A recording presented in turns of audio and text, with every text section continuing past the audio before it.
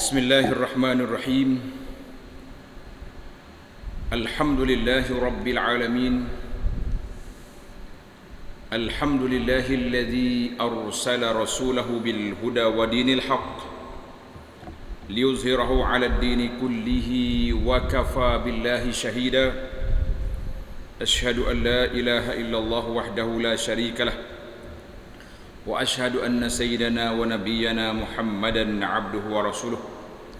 Allahumma salli wa sallim ala 'abdika wa rasulika Muhammad wa ala alihi wa sahbihi wa man sar ala nahjihi wa ihtada bihadihi wa istanna bi sunnati ila yaumiddin. Amma ba'd. Yang dihormati Al-Fadhil Tuan Imam selaku pengacara majlis, pengurusi, ahli jantakuasa masjid, imam-imam Masjid Nasiruddin, muslimin dan muslimat, para jemaah sekalian, Assalamualaikum warahmatullahi wabarakatuh. Alhamdulillah, kita teruskan pengajian kita dalam kitab Amradul Ummah, penyakit yang melanda umat ini. Penyakit yang ke-37, Dha'fus thiqah wat taslim, lemahnya keyakinan, kepercayaan dan juga lemahnya ketundukan. Apa makna lemah thiqah, kepercayaan kita? Kita percaya tapi tidak begitu mantap, tidak begitu kuat kepercayaan. Ataupun dalam penyakit lain dipanggil dha'ful yaqin, lemah keyakinan. Kita hilang keyakinan diri, hilang thiqah, kepercayaan kita kepada janji Allah Azza wa Jalla, ataupun pergantungan kita kepada Allah Azza wa Jalla. Maka bila lemah, insya-Allah umat Islam ni tidak hilang kepercayaan. Kalau hilang tu dia tak jadi orang Islam dah. Tapi bila lemah, bagaimana kita nak kuatkan dia? Bagaimana kita nak naik balik? Ibarat kita ni kalau bateri lemah, kita kena cas bateri. Nah, kalau handphone kita ni sampai peringkat lemah dah dia tu, pasal 2-3 jam mati dah, atau kena tukar bateri lain. Maka di antara penyakit hazimatun nafsi, orang panggil lemah jiwa, hilang semangat ini, iaitulah penyakit dha'fus thiqah, lemah keyakinan, lemah kepercayaan kita yang telah menimpa umat Islam ini dengan hilangnya al-khilafah.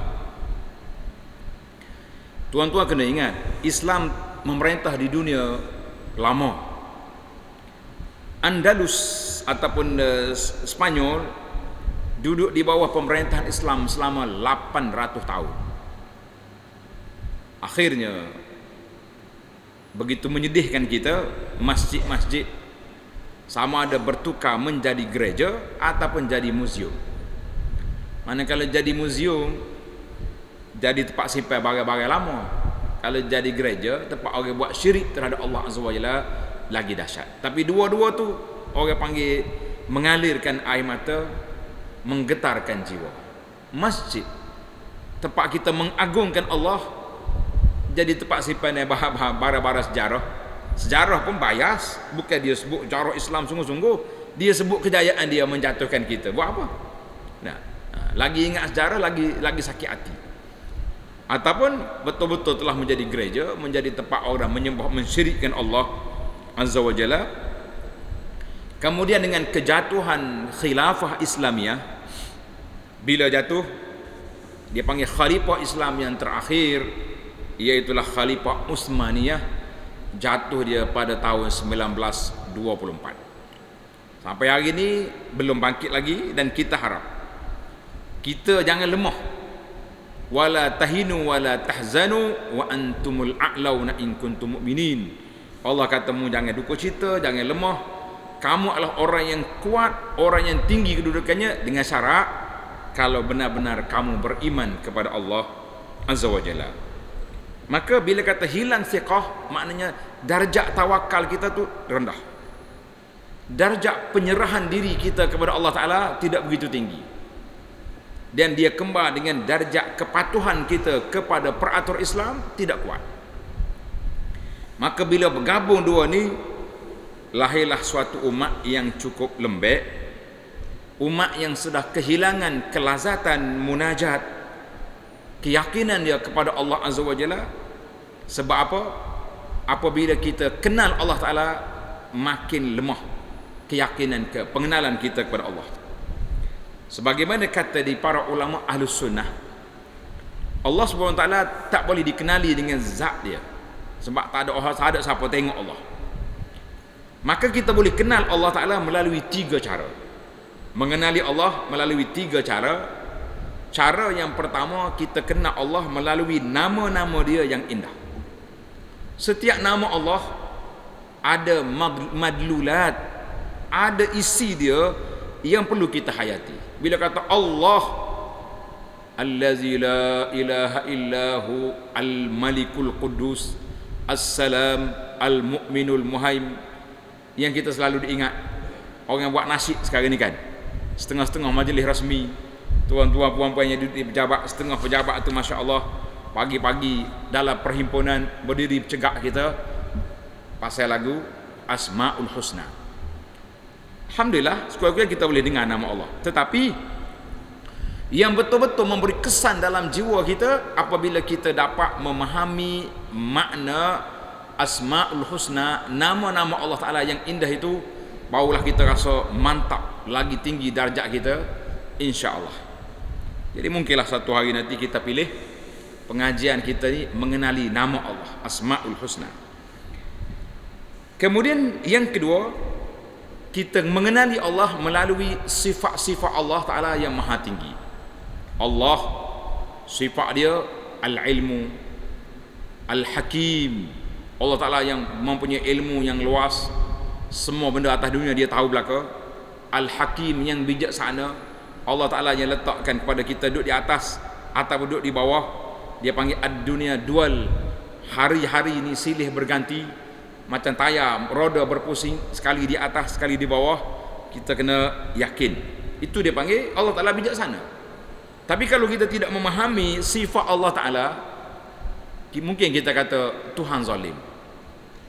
Allah ni zalim ke? Kenapa umat Islam di Palestin ditindas begitu lama? Kita setiap bulan Ramadan pergi Mekah berdoa, menangis-nangis kita, ya Allah bantulah, sebulan doa. Lepas raya, tak dia habis raya, Palestin kena bom ke Yahudi. Adakah Tuhan tak peduli dengan kita? Tengok. Jadi bila kita tahu Al-Hakim, Allah Ta'ala yang bijaksana, yang maha berkuasa, tentulah di sana ada sebab kenapa tertangguhnya pertolongan Allah kepada umat ini. Ada hikmah. Kemudian yang ketiga yang kita kena tahu, nak kenal Allah Azza wa Jalla, iaitulah melalui makhluk-makhluk yang dicipta oleh Allah Azza wa Jalla. Makhluk yang dicipta oleh Allah, kita tengok makhluk, tak kalah kita kata Allah Ta'ala ni apa ni, tak pandai nak buat. Allah Ta'ala ni reka cerita tak cukup lah. Maka bila tengok besarnya dunia, tentulah ada pencipta. Bila kata besar dunia, di sana ada pencipta. Dia tak jadi dengan sendiri. Kalau jadi dengan sendiri, itu dia panggil orang yang tidak mantap keimanan kepada Allah. Maka kata di seorang badui, senangnya dia nak kenal Allah Ta'ala, dia kata apa? Al-ba'ratu tadullu 'alal ba'ir. Al-ba'ratu tadullu 'alal ba'ir. Kalau tengok tahi unta tu, tentulah ada unta. Senang ke dia tu? Dia buat analisa dia mudah, ada tahi unta, adalah unta. Wa asarus sair, tapak kaki pijak di atas pasir ni, orang badui duduk di pada pasir, mudah nak kira, kita duduk tepi laut. Tapak kaki pijak atas pasir menunjukkan ada orang berjalan. Lepas tu dia kata fasamaun zatu abraj, langit yang ada bintang-bintang. Wa ardun zatu fijaj, bumi yang ada lorong, ada lurah, kan? Wa bihar zatu amwaj, laut yang ada ombak. Bukankah semua itu menunjukkan ada pencipta yang menjadikannya? Tu ya dalil dia. Maka kalau kita hari ni terus duduk cakap panjang, kalau orang tanya kita mana dalil ada Allah, kita kata ada kita, habis kita. Tapi kalau kita kata mana dalil ada Allah, aku dengar mula hayuh ni bagi tahu, tak boleh. Itu dia panggil kita yakin, mesti dengan keyakinan kita Allah ada. Tak boleh mai orang kata lah. Kalau kata orang kata macam kita buat berita, kita dengar berita kata ada berlaku peristiwa benda tepi laut tadi, mu tengok, mu tahu mana orang kata, tidak yakin. Kalau kata ada sungguh, ya saya tengok, kan dia panggil hakul apa ni, ainul yaqin, dia sudah tengok benda tu, baru betul-betul. Maka para jemaah sekalian, bila kita yakin bahawa Allah Ta'ala yang maha kaya, yang maha pencipta, yang maha bijaksana ni mencipta alam ini dengan sebab-sebab yang telah ditetapkan oleh Allah Azza wa Jalla, maka di situ kita tahu bahawa adanya Allah. Kenapa Allah Ta'ala sekali kita menang, sekali kita kalah? Dalam bahasa ayat dia panggil laula daf'ullahin nasa ba'duhum bi ba'd. Dalam kita belajar ilmu sirah dia panggil sunnatut tadafu', sunnah pertembungan di antara hak dengan batil mesti berlawan. Jadi kita orang yang duduk atas jalan yang benar, jangan takut, kena lawan. Menang ke kalah itu bukan kerja kita. Menang ke kalah bukan kerja kita. Seorang sahabat yang hebat, pemuda Islam yang besar, nama dia Mus'ab bin Umair. Tanda nama dia Mus'ab bin Umair. Dia ni guru pertama Nabi kita sallallahu alaihi wasallam hantar ke Madinah sebelum Nabi hijrah. Hantar dia pergi. Kata di para sahabat, ada di kalangan kita yang dapat mengecapi buah kemenangan. Ada di kalangan kita tak dapat merasai, seperti Mus'ab. Mati awal dalam peperangan Uhud, dia sudah mati. Belum dapat kemenangan kepada umat Islam ini. Umat Islam dapat merasai nikmat hidup dunia bila selepas peperangan Khaybar pada tahun yang ke-7. Bila Nabi pergi serang Khaybar, dia dapat menawan kubu, kebun-kebun kepunyaan Yahudi di Khaybar begitu banyak. Sahabat kata apa? Kami mula rasa kenyang perut selepas kemenangan Khaybar.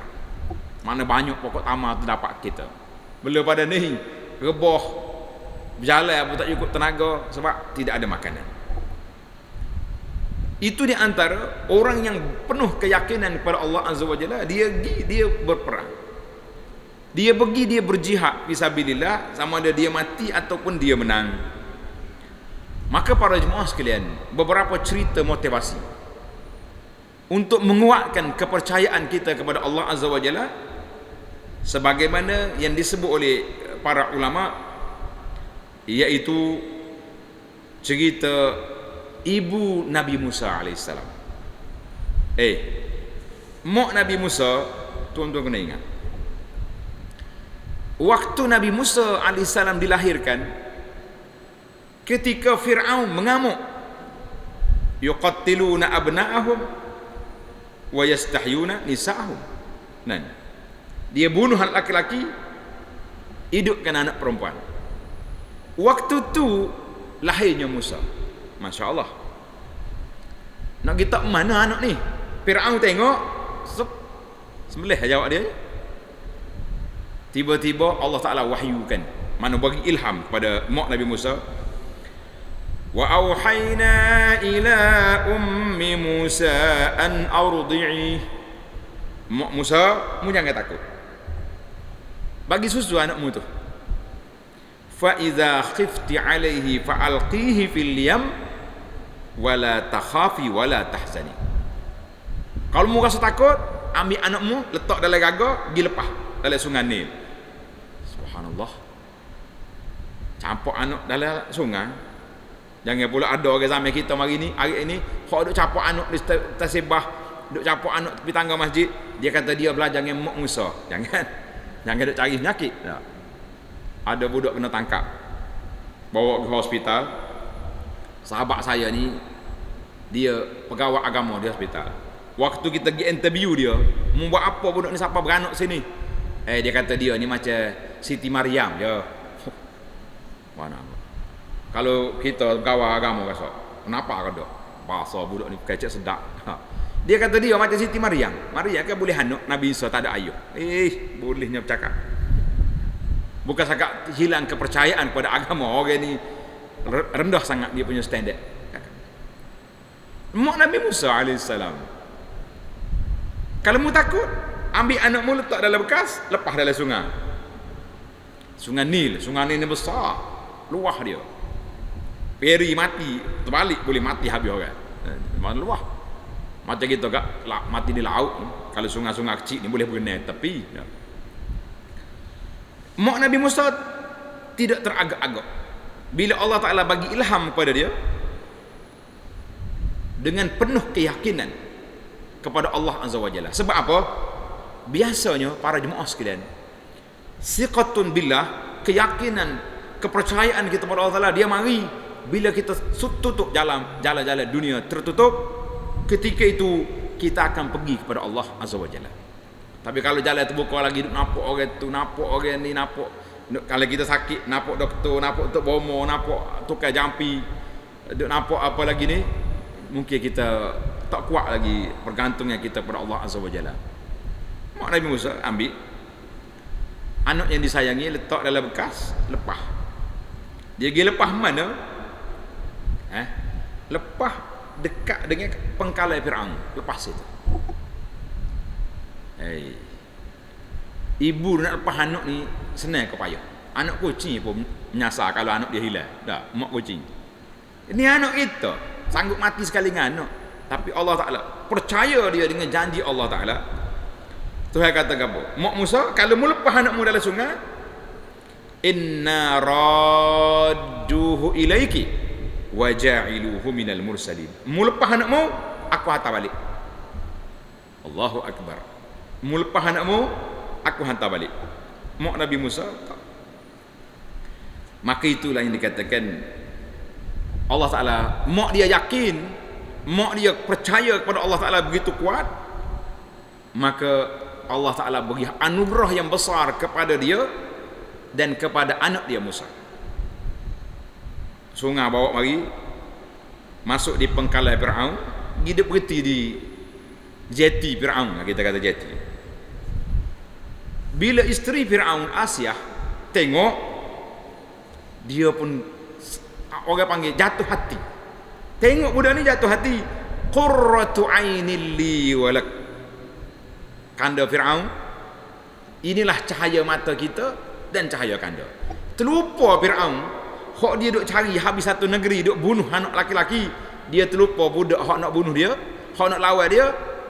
Qurratu ainil li walak, menjadi cahaya mata kita. Subhanallah. La taqtulu. Kata dia Asyah, kanda jangan bunuh dia. Asa an yanfa'ana, budak ni lah akan beri manfaat kepada kita. Nak lawan budak hang nak bunuhmu. Subhanallah. Ajaib wallah. Ini di antara benda yang paling ajaib dalam dunia ni. Firaun maharaja besar, mengaku jadi Tuhan, dicabar oleh kanak-kanak yang masih dalam buayan. Kalau kita ambil kita kak, budak hak pakai pampers cabar dia. Mungkin kalau betul Tuhan, tak kamu tak kenal tengok. Budak ni nak melihat akunya. Pakai terbalik apa ni, bekas tadi, gagal tadi, pakai bong dalam sungai, sesat masalah. Ambil galah wakili qurratu aini li walak. Kata di para ulama, Allah Ta'ala selamatkan Nabi Musa dengan sitrul mahabbah, dengan penuh kasih sayang daripada Allah Azza wa Jalla. Bukan setakat tu, sebab mak dia percaya, yakin, kuat kepada Allah. Allah kata inna radduhu ilaiki, aku hantar balik. Mu jangan bimbang. Masuk dalam istana, Musa menangis. Tak ada siapa bagi susu, tak mahu berlaku. Sudah. Kakak dia Qusihi, kakak dia ikut tepi sungai. Ada masalah apa? Bising gege. Dia kata ni baby. Kalau kita permaisuri, baby permaisuri ni tak lalu makan, duduk menangis. Kakak dia kata boleh tak? Kalau saya mari tukar susu. Kok dia nak? Oh mari ya. Orang tengah panik ni tak mikir dah. Buat mari mak dia. Nabi Musa tengok mak tu gas selalu lah kata orang dah. Pakat isak susu dah. Maka itulah janji Allah Ta'ala, inna radduhu ilaik, kita hantar balik. Bukan hantar balik, ibu Nabi Musa menyusukan anak dia dengan titah perintah istana. Subhanallah. Anak kita tak payah orang titah, anak kita. Nah, ni dengan perintah tuanku, kalau sesuai kita gunalah, ataupun perintah Maharaja Firaun, mu dengan penuh kasih sayang bagi susu ke anak aku. Subhanallah. Allahu Akbar. Ini contoh apabila orang itu percaya kepada arahan Allah Azza wa Jalla. Kita pergi pula seorang perempuan lagi. Cukup malah dengan kisah wanita ya kisahnya. Orang wanita ni kalau mantaplah keimanan dia, sepatut kita orang laki-laki lagi kuat. Kan? Seorang lagi wanita, nama dia Hajar. Siapa dia Hajar? Mak Nabi Ismail.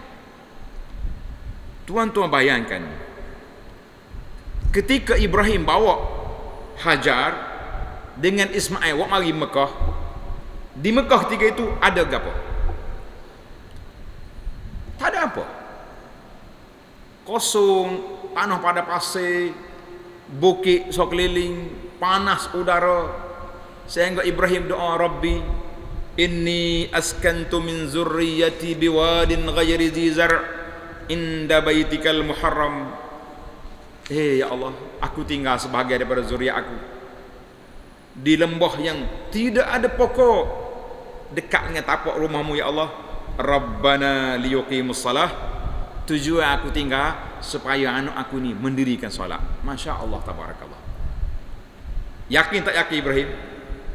Yakin lah mari tinggal ni. Kita hantar anak ke sekolah pun 3 hari mak dia duduk itar kat balik pagar. Duduk itar. Cikgu pun pelik. Mak cik mana tu duduk mengitar anak. Tengok anak dia dalam kelas. Segar. Tunggu. Tak mari pula kaya. Ibrahim tinggal anak dia di bumi, di lembah ghairi zi zar'in, tidak ada pokok, ada tanaman. Masya Allah. Isteri pula muda lagi, Hajar. Bila dia tinggal, bekalannya sikit je katanya. Bekalan dia sikit sangat. Ada buah tamar, ada air sikit, letak situ. Sudah dia tinggal duduk molek lah kalau kita kan. Hajar duduk tenang-tenang lah sini. Ibrahim pakai bangun, Assalamualaikum, nyok jalan nak pergi balik ke Palestin.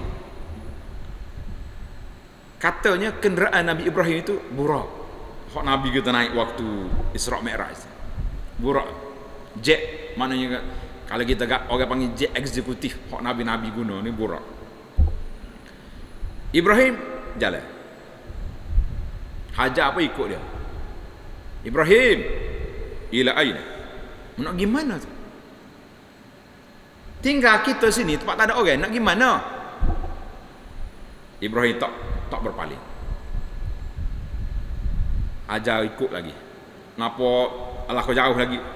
Ibrahim, mu nak bawa nak gimana tu? Tinggal kami sini. Laisa fi insun. Tengok dalam hadis yang sahih ni, dia kata apa? Laisa fi insun wala syai'un. Hadis Bukhari. Tak ada manusia sini. Tak ada benda sini. Nak tinggal ke siapa aku ni? Subhanallah. Kita dengar berasa nak teriak, rasa nak menangis. Bagaimana Hajar? Ibrahim tak berpaling. Kita ni kalau paling tengok anak kecil kuah situ, tak ada nak gelik rasa. Nah. 3 kali Hajar panggil. Masa itulah dia tanya, Ibrahim, Allahu amaraka bihadza? Allah kesuruh mu tinggal aku sini. Tengok. Ini dia panggil siqatun billah. Maknanya nak kejar Ibrahim tak lagi dah, dia pergi dah. Dia naik burak pergi, terbang tak tahulah ke mana dah. Mu tinggal aku ni, Allah suruh. Qal, na'am. Ibrahim kata, ya, aku tinggalmu berdua dengan perintah Allah Azza wa Jalla. Ketika itulah Hajar dengan penuh siqatum billah telah memberi respon yang kita kata respon ini kalau ditimbang dengan timbangan emas dengan perak satu dunia ni berat ayat lagi. Dia kata apa? Izhab izan lan yudayyan Allah. Pergilah Ibrahim, nak pergi mana? Allah tidak akan sia-siakan aku berdua di sini. Subhanallah. Wa fi riwayatin raditu billahi rabba, aku redalah dengan ketentuan Allah Azza wa Jalla. Tak ada. Ibrahim pergi, dia pusing balik, duduk dekat anak dia. Bekalan sudah habis, air sudah tidak ada. Dia nak minum air, takut anak dahaga, tak minum. Bila tak minum susu pun tidak ada juga. Allahu Akbar. Tengok tuan-tuan, ketika itulah Hajar naik atas Bukit Safa. Sebab Bukit Safa tu dekat dengan tapak Kaabah kan, dekat. Kita tengok, tak nampak ni. Belakang dia bukit tinggi, nak naik tak mana sabah. Depan ada bukit Marwah, rendah sikit. Berlari dia ke Marwah. Siapa dekat celah wadi tu makna tempat rendah. Dia tak nampak anak dia pun berlari. Tuan-tuan yang pergi umrah hari ni, siapa di wadi tanda hijau tu, tidak, kita kena berlari sekejap. Kita kena berlari. Orang perempuan tanya, kenapa ustaz orang laki-laki lari? Patut kita lari ke Hajar. Tidak, Allah nak ajar orang laki-laki biar reti sikit. Puak-puak muslimat dia jalan slow-slow, biar cik abang dia lari-lari, siapa depan dia mikir, mana dinda aku jauh lagi. Nah, baru kita rasa berpisah tu agak berat. Biar kita mengenangi bagaimana berpisahnya Hajar dengan Ibrahim di wadi ghairi zi zar'in, di tempat yang tidak ada pokok. Masya Allah. Pergi sekali, mari pula 2 kali, 3 kali. Kali yang ketujuh, ketika itu dia dengar satu suara yang pelik. Dia kata ada suara pelik tu, sah bunyi. Kata di Ibn Hajar, cerita ni dalam At-Tabari dia cerita bisanadin hasan. Dia kata bila kali yang ketujuh Hajar ni, inilah kata di para ulama tadabbur, dia kata kita manusia ni usaha paling kurang 3 kali, banyak 7 kali. Jangan buat sekali 2, malah dah aku. Jangan 3, tak cukup 3, cukup 7. Usaha atas dunia. Jadi bila Hajar kali yang ketujuh tu, dia tak ada dah bergantung dengan manusia, sudah putus. Macam cerita mak Nabi Musa tadi, tak ada harapan dah. Ketika itulah datangnya pertolongan Allah Azza wa Jalla. Jibril turun dekat Ismail. Dia bunyi, Hajar dengar suara sah. Mana dia kata, dia tanya, siapa kamu? Jibril tanya, mu siapa? Hajar, dia tak kata dia mak Ismail, dia kata aku ni imra'atu Ibrahim. Dia kata aku ni ummu waladi Ibrahim, saya mak pada anak Ibrahim. Ni budak ni bukan main-main ni, ayah dia Ibrahim Nabi. Ni kita pun kadang-kadang kena guna juga. Kalau anak kita tu pergi, kena sebut juga, ni anak fulan, saya ni mak budak ni, anak orang tu. Kalau pergi di sekolah kak, sebut anak YB, kalau sebut anak pegawai-pegawai, orang pun celik mata sikit. Hajar guna pendekatan, dia kata anak ummu waladi Ibrahim. Dia tak kata mak Ismail, aku mak. Sebab apa? Tuan-tuan kena ingat, Ibrahim ni terkenal sangat di langit. Nabi Ibrahim ni dikenali di langit. Jadi puak malaikat bila sebut Ibrahim, orang tahu. Man anti? Ana Hajar ummu waladi Ibrahim. Dia nisbah dia kepada Ibrahim. Jibril tanya, wa ila man wakalakuma? Ibrahim tinggal mu sini, dia serah siapa mu? Pak cik mana pak angkat mu sini? Allahu Akbar. Hajar kata tak ada manusia. Wakalana ilallah.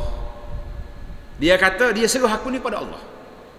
Ibrahim kan waktu Hajar tanya tadi, Allahu amaraka bihadza? Qala na'am. Dia kata dia serah kami berdua ni kepada Allah. Jibril kata wakalakuma ila kafin. Kafin dengan ka alif fa. Jangan salah tambah ra. Wakalakuma ila kafin. Allah Taala serahkan kamu mana? Ibrahim telah serah kamu, yang menjaga kamu itu Allah yang mencukupkan segala-galanya. Ketika itu ada riwayat kata Jibril hentak dengan kaki dia. Ada kata dia cocok dengan sayap. Stop. Keluar selalu air Zam-Zam. Bila keluar air Zam-Zam, Hajar ni suka sangat, dia buat batas. Zam-Zam mana buat batas. Sukalah dia tubik air. Sehingga Nabi bersabda, rahimallahu umma Ismail. Allah Ta'ala lah bagi rahmat kepada Mak Ismail ni. Kalau dia biar air ni jadi sungai di Mekah. Tapi itulah ketetapan Allah Azza wa Jalla. Tuhan kata tak payah sungai lah. Pada dengan telaga Zam-Zam. Telaga ya. Nah, satu dunia boleh minum air. Masya Allah, tabarakallah. Tuan-tuan, telaga Zam-Zam ni pernah kering bila di zaman pemerintahan Jurhum. Ketika dia curi harta Kaabah, ketika itu Zam-Zam kering sekejap. Lepas tu tak kering dah. Bila Zam-Zam jumpa balik, dekat dengan nak dilahirkan Nabi SAW, datuk dia Abdul Muttalib dapat ilham, dapat mimpi, suruh gali tempat tu. Bila gali, keluar balik telaga Zam-Zam. Pada waktu itu, sebab dipanggil irhasat, sebagai persiapan Nabi nak lahir, yang akan diberi minum kepada Nabi daripada air Zam-Zam. Baiklah para jemaah, cerita makin menarik. Tapi contoh-contoh kita yang banyak lagi yang kita nak cerita. Para anbiya alaihi wassalatu wassalam, kecukup dah dengan dua kisah wanita yang hebat ini kan. Contohlah kita sebut Nabi Nuh alaihi salam. Waktu dia mengadu kepada Allah Taala, orang tak dengar kata dia 950 tahun. Allah kata apa? Mugi buat perahu atas bukit. Wa yasna'ul fulka, dia buat bahtera. Orang pakat perlilah ke? No. Ni kapal. Kalau zaman kita kapal terbang kau kapal air. Apa pergi buat tempat tinggi tu? Orang zaman kita ni kalau buat ada kilang buat kapal pun dia ada lori angkat. Nah, tarik pergi tepi laut. Ada tayar. Enggak zaman Nabi Nuh mana ada lori kereta kren nak akak. Pakat perli nganyi dia. Apa Nuh? Orang kata naik kapal atas darat ni. Nuh kata apa? Tak apalah. In taskharu minna fa inna naskharu minkum. Mu perli aku hari ni, tunggu aku perlimu. Nabi Nuh yakin perintah Allah Taala mesti terjadi. Kita Nabi Nuh. Maka bila sampai masa Allah Taala mari hantar bahtera berjalan. Nabi Ayub sama juga. Ketika dia sakit, wa Ayyub iznada rabbahu. Habis dah hanuk dia lari, oi kapur dia lari, susahnya dia hidup, penyakit dia kuat. Dia berdoa kepada Allah, anni massaniyad-dur wa anta arhamur rahimin. Ya Allah, aku sakit, mu yang paling rahmat Allah Taala berilah pada aku kesembuhan. Katanya banyak tahun, ada kata belah tahun juga Nabi Ayub sakit, barulah fastajabna lahu, Allah Taala istijabkan doa dia. Maka di sini para jemaah sekalian, kita kena belajar daripada sirah para anbiya alaihi wassalatu wassalam, bahawa kita yakin dengan pertolongan Allah, tapi jangan mudah-mudah. Banyak tahu dah berdoa ni. Kalau orang Malaysia ni kok semaya hajat perdana tu kok banyak kali dah. Ni perdana selalu Malaysia ni. Dah, maya hajat perdana, maya tahajud perdana, semua perdana lah kita. Tak mari-mari juga pertolongan Allah. Tengok Nabi Ayub dalam kisah benar kata banyak tahun barulah sembuhan. Artinya setiap doa dia tidak mari kun payakun. Allah janji dengan Nabi sallallahu alaihi wasallam akan beri pertolongan, akan beri kemenangan. Berapa tahun baru menang. Nabi mari perjanjian Hudaibiyah tahun yang ke-6, tahun yang ke-7 pembukaan Khaybar, tahun yang ke-8 baru boleh ambil Mekah. 2 tahun. Jadi kita jangan gopoh, jangan cepat. Kita percaya bahawa Allah SWT akan beri pertolongan kepada kita Contoh satu lagi orang yang sangat tinggi darjat tawakal dia kepada Allah Azza wa Jalla, iaitulah Sayyidina Abu Bakar As-Siddiq radhiyallahu anhu. Abu Bakar As-Siddiq ni pelik dia. Satu hari dia mari jumpa Nabi SAW ketika Nabi kempen supaya infak fisabilillah. Sayyidina Abu Bakar bawa mari ke Nabi. Dia mari semua harta dia ada disuruh ke Nabi SAW. Nabi tengok. Nabi tanya apa? Ya Abu Bakar, ma abqaita li ahlik? Mu tinggal apa kepada keluargamu? Keluarga mu tinggal apa? Nak uji anak-anak mu apa benda nak makan ni?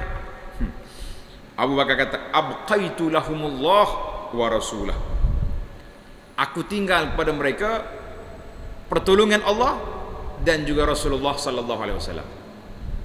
Kata di para ulama, kalau orang tidak tinggi tawakal macam ni jangan buat. Akhir kali esok jujur anak dia duduk sesebah, dia minta sedekah. Tak, jangan. Kita nak jadi lagu ni, kita kena tarbiyah anak kita dulu. Yakin belaka, lepas.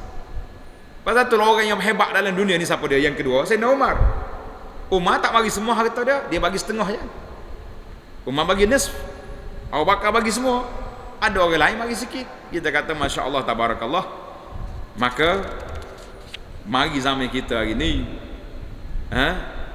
orang-orang yang hilang semangat, terlupa sejarah, maka timbullah orang-orang yang hilang keyakinan, kepercayaan kepada pertolongan Allah Azza wa Jalla. Boleh jadi kalau kita baca dalam sejarah Palestin, dia panggil Nakbah Palestin, sudah berapa tahun dah kan, daripada kita bodoh lagi. Sabra Shatila tahun berapa, 70-an dulu kena bom, sampai hari ni sudah 20 dah, berapa puluh tahun, 60 tahun. Kita kata sudah lama perjuangan tak habis-habis lagi, sehingga kedengaran ada beberapa negara Arab yang sudah berjinak-jinak dengan Israel atas dasar ekonomi ke, atas dasar apa, tak usah kata apa. Kita Malaysia ni kerajaan, peringkat kerajaannya setakat ni masih lagi belum ada embassy, belum ada lagi hubungan kedutaan, tak buka lagi di Tel Aviv, dia pun tak boleh mari buka sini. Kita kata Alhamdulillah. Tapi sahabat-sahabat kita yang pergi ke Palestin, dia kata kalau kita masuk dalam kedai-kedai runcit dia, kedai-kedai runcit hak Yahudi ke siapa, banyak barang-barang Malaysia dalam kedai. Maknanya sudah ada selu-selu. Ada. Itu perniagaan. Tapi secara rasmi Alhamdulillah setakat ni belum ada. Cuma ada beberapa negara yang sekitar Israel sudah mula goyah. Dia punya da'fu thiqah, kepercayaan dia pada pertolongan Allah Ta'ala tidak kuat. Mana budak-budak Palestin lebih kuat keyakinan dia daripada penguasa-penguasa yang besar dunia hari ini. Kalau kita tengok dalam video, budak kecil, tentera Israel dengan senjata gini pegang. Budak ni boleh dia bawa batu, dia pergi dekat pong lontar. Kata budak ni, kalau tempat kita ni main pekul buah jambu gitu ya, dia pergi pekul askar Israel, bukan main buah jambu. Maknanya masih ada lagi di kalangan umat ini yang mantap kepercayaan dia kepada pertolongan Allah Azza wa Jalla. Kita bukan nak suruh jadi, kan, nak suruh jadi hok pelik-pelik lagi tu, jangan. Maka para jemaah sekalian, itu di antara keyakinan, biarlah kita balik semula bahawa bila kita yakin dengan pertolongan Allah, ketika itu Allah Ta'ala akan beri kepada kita. Tapi kena belajar dari sudut sunnatullah, dia tak mari kun payakun. Tidak kata jadi selalu, tak.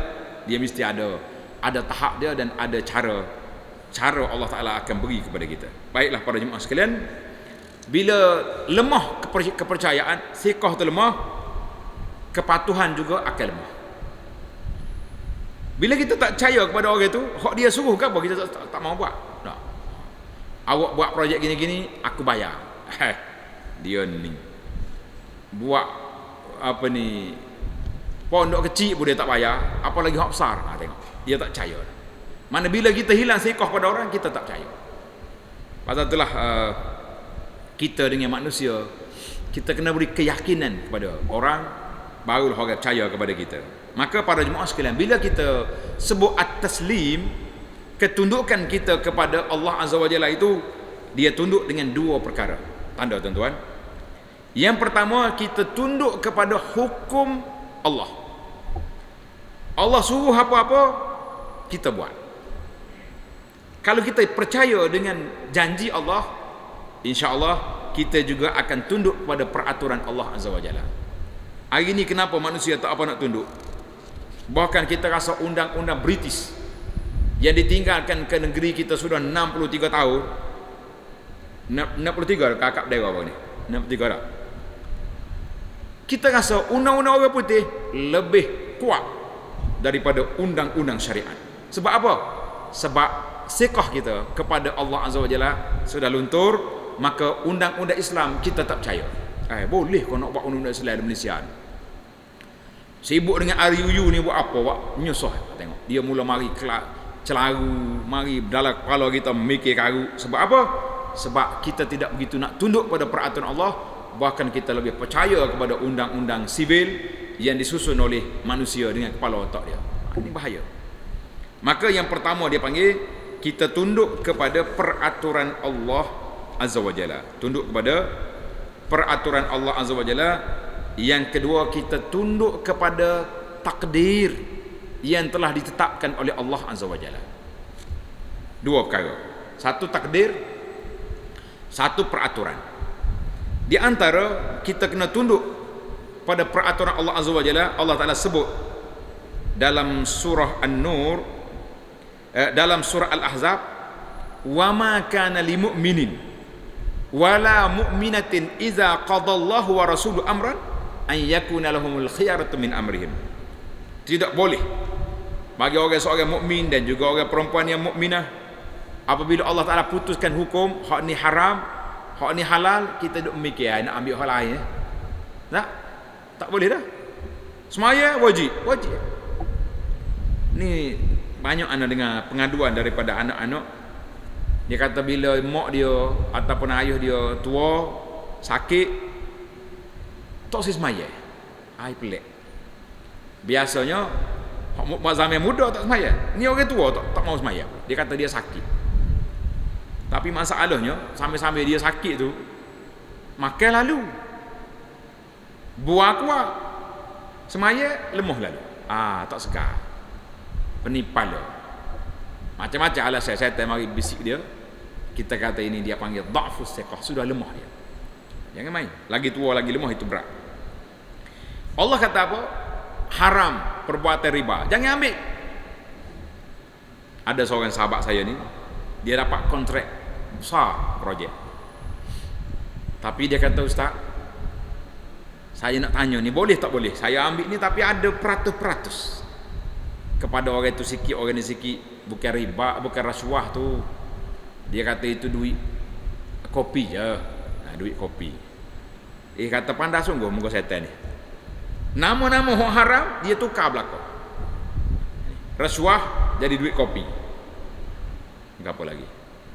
Riba jadi apa? Jadi bunga. Kat kita orang tua bunyi bunga comel dah. Berapa tu? Kena bayar 20,000 tambah hutang tu. Bunga tu pak cik. Dah bunga kat molek baru. Tapi kalau dia kata riba dengan serbai atas kepala tu, rasa tak ambil dah. Aku tua ke diri duduk masjid siang malam nak ambil riba. Berat. Jumpa dengan tu email malu nak bersalah. Tapi kalau kata bunga, dah bunga kat tak apa. Dia panggil tala'ubus syaitan. Jadi sahabat kita ni, alhamdulillah, dia kata dia sanggup tak ambil. Kata Nabi sallallahu alaihi wasallam, man taraka syai'an lillah awadahu Allah. Siapa dia tinggal satu benda kerana Allah, ingat Allah akan ganti yang lebih baik. Masya-Allah tabarakallah. Walaupun saya tak bagi rasuah kepada orang-orang tertentu, tapi syarikat dia ada je kerja yang dia boleh buat, boleh rezeki yang halal, kita kata alhamdulillah. Tuan-tuan yakin dengan janji Allah. Siapa dia tunduk kepada peraturan Allah, Allah Taala akan buka. Dalam ayat yang kita syarah dulu, wa may yattaqillaha yaj'al lahu makhraja. Siapa dia takut Allah Taala, Allah Taala akan beri kelepasan kepada dia. Jadi kalau kita takut, insya-Allah kita akan selamat. Tapi kalau kita takut kemudian lain, kita selamat dunia pun tak selamat, akhirat pun tak selamat. Itu sifat orang yang beriman. Bila takut, maka kita akan tunduk pada Allah Azza wa Jalla. Kata di para ulama, tulis sikit kata-kata menarik ni. Dia kata, siapa dia takut atas dunia, dia akan aman di akhirat, insya-Allah. Siapa dia takut atas dunia, mana takut nak buat, kenapa tak ambil tu? Ada riba tu. Kenapa projek tak ambil? Rasuah. Biarkan. Kita takut nak ambil sebab langgar PKP Allah Azza wa Jalla, langgar SOP syariat, jangan ambil. InsyaAllah dia akan aman di akhirat. Siapa dia aman atas dunia, gua nak mau ambil belakang tu, riba, rasuah, gomo belakang tak apa. Relax je bro. Cara kita beri tu SPRN, tak boleh kesan. Oh, berasa aman, berasa happy, boleh buat tu, boleh buat ni, kaya raya situ sini. Orang ni dalam ketakutan di akhirat esok. Na'udzubillah. Jadi biar kita takut atas dunia, mudah-mudahan kita aman di akhirat, insya-Allah. Kalau kita aman atas dunia, akhirat takut buat apa? Akhirat nak lari tak boleh. Atas dunia ni boleh lagi.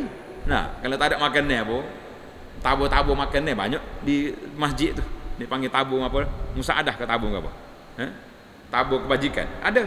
Tak okeylah orang masjid nak tengok kita lapar, kita tak ada makanan. Nah, tapi di akhirat esok ketakutan kita tak ada siapa yang boleh bantu. Yauma yafirrul mar'u min akhi. Itu dia panggil yang pertama, ketundukan kita kepada peraturan Allah Azza wa Jalla. Yang kedua dipanggil at-taslim lil hukmil kauni al-qadari. Kita juga akur dengan takdir Allah Azza wa Jalla. Kita duk molek-molek, jaga SOP, jaga makan minum, jaga kesihatan, tiba-tiba sakit. Nak marah Tuhan? Takdir Allah ni. Tak molek. Tuhan ni macam tak reti milih. Aku hak semaya kuat sakit, hak duduk. Hak duduk main tak mari masjid tu sengkak-mengkak pula. Jadi kita nak marah Tuhan. Itu dia panggil tidak taslim terhadap takdir Allah Azza wa Jalla. Kita kena terima. Cuma dalam bab qada dengan qadar, tuan-tuan kena tanda sikit. Banyak orang rebah sini. Dalam bab takdir Allah Azza wa Jalla, kita tak boleh menyerah bulat-bulat, tetapi kita kena bazlul asbab, kena usaha dulu, buat yang terbaik yang kita nak. Dengan usahanya, dengan ikhtiarnya, dengan doanya, dengan ni, tiba-tiba kita diuji oleh Allah Ta'ala dengan benda yang tak baik. Pada waktu itu kita kata raditu billahi rabba, aku redalah dengan takdir Allah Azza wa Jalla.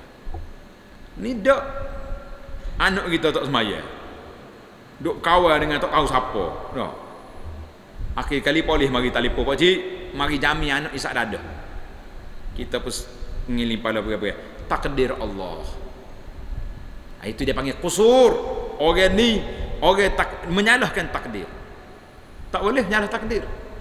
Dalam perkara yang tak baik kita nak menyalah takdir tak boleh. Sebab kita tidak ada usaha yang baik, tiba-tiba kita menyalahkan takdir. Lah. Tapi bila kita betul-betul kita buat, kita ikhtiar, kita usaha molek-molek tak jadi, ketika itu ingat kita kena taslim kepada qada Allah Ta'ala. Kita takdir Allah Ta'ala, aku redha, aku sabar. Ketika itu tuan-tuan akan dapat dua kejayaan. Orang yang terima sabar dengan takdir Allah Ta'ala, yang pertama Allah Ta'ala akan dapat innama yuwaffas sabiruna ajruhum bighairi hisab. Allah SWT akan beri pahala orang sabar ni tanpa hisab.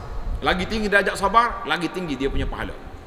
Satu, kata Nabi SAW, orang yang sabar dengan takdir Allah SWT yang tak baik, dia akan keluar daripada dunia ni naqa, bayda, naqiyah, putih, bersih. Dia punya rekod amalan sebab Allah Ta'ala dah bersihkan dia di dunia. Alhamdulillah. Tapi kalau kita bimbang, kita diuji oleh Allah Ta'ala, kita tidak sabar, khasirad dunya wal akhirah, kita akan rugi dua-dua. Atas dunia apa tak digapo. Duk main celaka tu celaka ni, bahasa celaka semula. Bapa menatal, natang kat sini. Dah duk main natang macam akhir kali hak dunia begitu tak diapa, di akhirat hilang pahala. Tuan-tuan, ini di antara kita kembalikan kepada kepercayaan kita kepada hikmat Allah Subhanahu Wa Taala, maka pada waktu itu insya-Allah kata di para ulama, maratib martabak kita punya taslim kepada Allah Azza wa Jalla ini, martabak kepercayaan siqah kita kepada Allah Taala.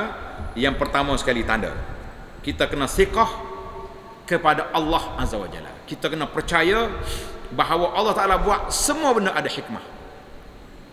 Bila sebut kata Tuhan buat semua benda ada hikmah, ada orang tanya pula, Tuhan buat syaitan tu ada hikmah juga? Kata tuan guru, sebab Allah nak tengok mu ikut syaitan ke ikut malaikat. Ikut syaitan habis rosak. Habis kalau tak ada syaitan, tak ada lah ujian kita ya. Di dunia ni dipanggil darul ibtila. Dunia ini negeri tempat ujian. Mana kalau syaitan tak ada, kita tahu siapa dia juru, siapa tak juru. Siapa dia baik, siapa tak baik. Baik belaka. Dah, duduk dalam syurga selalu lah gitu kan. Maka Allah nak masuk hamba dia dalam syurga dengan ujian yang diberi. Siapa dia lepas, faman zuhziha 'anil nar wa udkhilal jannata faqad faz.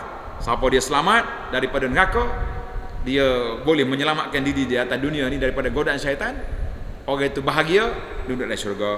Itu yang pertama, kita kena siqah. Siqah apa? Dengan pertolongan Allah Azza wa Jalla. Yang kedua, as-siqatu fil manhaj.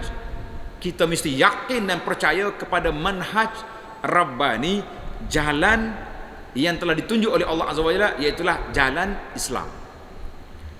Ni setengah orang ni kalau sebut Islam banyak kali kan, Allah dia kata pokok ni boleh kenyang kali duk ceramah kat Islam ya. Enggak dia tak cara kat Islam tu kenyang ke tak kenyang? Tak kenyang juga. Maka kita jangan. Allah Taala sebut dalam Al-Quran, wa may yuridillahu an yuhdiyahu yaj'al sadrahu dayyqan harajan ka'annama yas'adu fis sama'. Tengok dalam ayat ni, dayyqan harajan. Nanti kita cari dia punya nombor ayat saja. Alhamdulillah para pelajar hari ni suka menulis, suka nulis dayyq. Tengok surah tanda pelajar Suratul An'am ayat 125. Faman yuridillahu an yahdiyahu yashrah sadrahu lil Islam. Siapa Allah tak nak beri hidayah petunjuk, cerah dada dia. Bila sebut Islam, kita rasa gembira, rasa suka, rasa happy, rasa nak ikut ni. Wa man yurid an yudillahu. Siapa Allah Taala nak sesatkan dia, yaj'al sadrahu dayyqan harajan ka'annama yas'adu fis sama'. Dada dia sempit. Bila cakap tentang agama Islam sempit, tak jadi Islam ni. Mundur, tak maju. Hak majunya teori-teori falsafah, kapitalis lah, gapo segala list kapitalis, sosialis, gapo lagi. Kata di setengah pendakwah, iblis. Dia buat belakang tu berat sikit. Tak, lih belakang tu. Hak tu hak sedap. Sebut Islam sempit dada, kata Allah Taala kata macam dia naik tinggi ke langit, orang panggil tak ikut oksigen. Maka kita kena yakin dengan manhaj Rabbani, apa yang Allah Taala bawa, inna hadzal Quran yahdi lillati hiya aqwam, yakin. Jangan tak yakin. Ni macam-macam ni ahli motivasi ni. Neuro lah, taruh gala lah, apa benda, semua tu permainan batiniah yang berselindung di sebalik nama motivasi. Ini juga bahaya. Yang ketiga para jemaah sekalian, as-siqatu fil muballigh. Kita kena yakin dan percaya kepada yang menyampaikan daripada Allah, iaitulah kita yakin dan percaya kepada Nabi sallallahu alaihi wasallam. Apa yang Nabi sebut betul. Banyak benda Nabi sebut di zaman dia 1440 tahun dulu tak relevan langsung zaman tu, tapi mari zaman kita lah ni, kita nampak dengan ilmu sains ni, jadi sungguh. Nabi sebut pada masa tu Rom akan jatuh, Parsia akan jatuh. Orang duk mikir yodo apa tu. Nak pergi buang air pun takut zaman pergi Ahzab. Rom jatuh. Sahabat-sahabat yang percaya, yakin. Tunggu masa jatuh sungguh. Nabi sebut di antara calon ahli neraka. Dengar ni tuan-tuan. Iaitulah nisaun kasiyatun ariyat, perempuan yang berpakaian macam telanjang. Tak cukup sarai, tak cukup kain, tak cukup benar, tak cukup eci ada belakang. Ketak gelemak ataupun cari sana sini. Dah. Masa tu tak ada nama Nabi. Lah ni ada belakang. Allahu Akbar. Satu hari satu kes. Dalam satu seminar, dia panggil seminar Al-I'jazul Ilmi, penemuan sains dalam Quran dengan Sunnah. Seorang pakar, profesor Amerika, nama dia Anthony Johnston. Bisa dia ni, Anthony Johnston ni, dia mari bentang kajian dia kepada hadis Nabi sallallahu alaihi wasallam. Dia kata dia dengar, dia jumpa hadis Nabi sallallahu alaihi wasallam di alam tubuh manusia ni yang tak hancur ajbuz zanab. Ekor di sulbi kita tu. Dia panggil tulai sulbi. Hak ni tak hancur. Dia ni pakar dalam bidang al-wirasa al-juz'iyah. Dalam bidang ni, bidang kajian manusia ni. Dia kata dia ambil dalam tubuh kita ni ada dua yang menghidupkan, satu di kepala, satu lagi di ajbuz zanab, tulai sulbi. Dia pun ambil, dia pergi pasal dalam kajian dia lah. Dia kata hak duduk di kepala usah, hak duduk di ajbuz zanab tak usah. Dia cuba bakar, hak ekor ni tidak usah. Masya Allah, tabarakallah. Maknanya benar hak Nabi kita bagi tahu bahawa semua manusia ni akan rusak kecuali azman wahidan, satu tulang yang kecil duduk di ekor sulbi kita tu. Nabi kata wa minhu yurakkabul khalqu yaumal qiyamah. Tulang inilah Allah Taala akan pasang balik kita pada hari kiamat. Tuhan nak pasang balik hari kiamat esok, dia tumbuh balik zop. Sekali Allah Taala waktu ai tumbuh semula kita keluar daripada kubur, yakhrujuna minal ajdas siraan pada hari kiamat. Maka kata para jemaah, kita kena yakin dengan penyampai. Jadi keyakinan kita kembali pulih kembali, yakin kepada Allah, yakin kepada manhaj Rabbani Islam, agama kita, dan kita yakin kepada Rasul sallallahu yang menyampaikan kepada kita. Insya-Allah kalau keyakinan kita pulih, kita akan jadi manusia yang terbaik atas dunia ini, insya-Allah. Tamatlah perbincangan ringkas kita dalam bab lemah siqah, kepercayaan, dan juga lemah kepatuhan. Maka ini satu daripada penyakit umat kita hari ni. Kalau orang tanya, jangan buat tu dosa, dia bisik senyap-senyap, ustaz, dosa kecil atau dosa besar? Pandai lagi cari. Dah, dosa kecil atau dosa besar tu. Kalau dosa kecil, pandai ngambil air semaya ya. Sedap. Kalau dosa besar, dia mikir pula, rasa macam dia taubat lagi. Maknanya ulama sahabat kata apa? Kita sahabat-sahabat tengok dosa seperti tengok bukit nak jatuh atas kepala. Orang munafik tengok dosa macam lalak duk atas hidung. Sekali tepih, sekali ambil ismaya hilang dosa, sekali kita pergi umrah tak ada dosa. Main lagu tu ke dia. Kita orang mukmin lah, dosa kecil ke besar, kita kena tengok kepada siapa kita derhaka. Barulah kita rasa tak boleh, aku derhaka kepada Allah ni. Bahasa orang panggil tarik handbrake. Kita tidak akan langgar SOP syariat yang menyebabkan kita selamat, insya-Allah. Setakat itu dulu, kita sambung dalam siri yang lain-lain pula, dalam siri yang perbincangan yang lain, insya-Allah. Subhanakallahumma wa bihamdika asyhadu an la ilaha illa anta astaghfiruka wa atubu ilaik. Wa sallallahu ala nabiyyina Muhammad wa ala alihi wa sahbihi ajma'in walhamdulillahi rabbil alamin. Wassalamualaikum warahmatullahi wabarakatuh.